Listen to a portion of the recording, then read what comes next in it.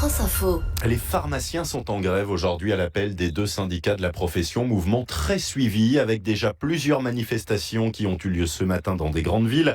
Et ce défilé à Paris cet après-midi. Plusieurs milliers de personnes autour de vous. Solène Lehen, partie de la faculté de pharmacie.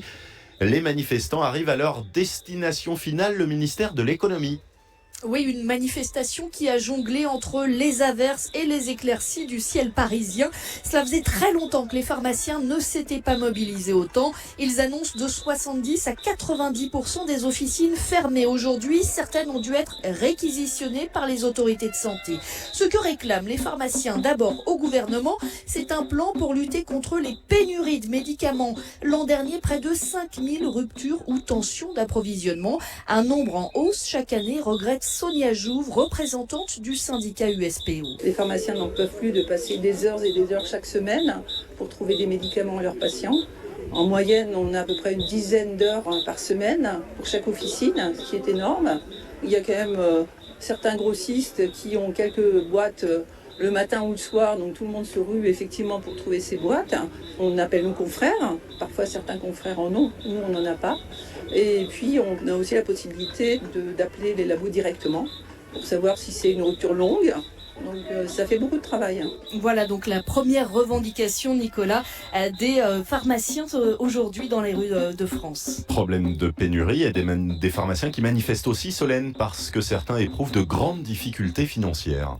Oui, ils ont beaucoup travaillé pendant le Covid et ils ont gagné en conséquence de l'argent. Mais aujourd'hui, nombre des 20 000 pharmacies de France sont en difficulté financière. Environ une pharmacie ferme tous les jours. Pourquoi ?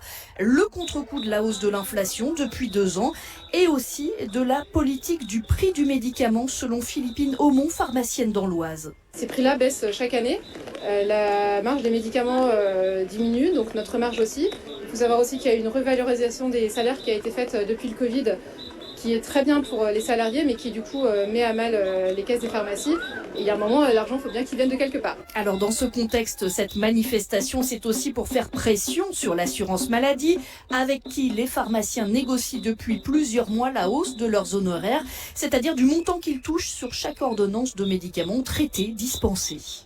Et puis d'autres revendications dans les cortèges aujourd'hui, elles sont nombreuses. Oui, ils craignent, ces pharmaciens, que le gouvernement ne facilite la vente de médicaments sur Internet. Et puis, ils craignent aussi l'arrivée des grands groupes financiers dans le secteur, explique Béatrice Cléras, pharmacienne dans les Hauts-de-Seine. On voit bien ce que ça a donné avec les laboratoires de biologie. On voit aussi ce que ça a donné dans les EHPAD avec des fonds privés. Eh bien là, c'est une logique de rentabilité. On n'est plus du tout sur une logique de santé publique. Donc il y a un danger pour le maillage officinal et il y a un danger pour la santé des patients. Ce serait la fin des petites officines. Très clairement.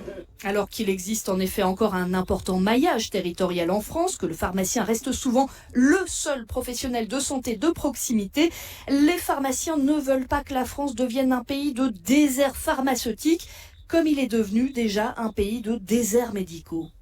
Solène Lehen devant le ministère de l'économie à Paris pour la destination de cette manifestation avec les moyens techniques de Geoffrey Marianne.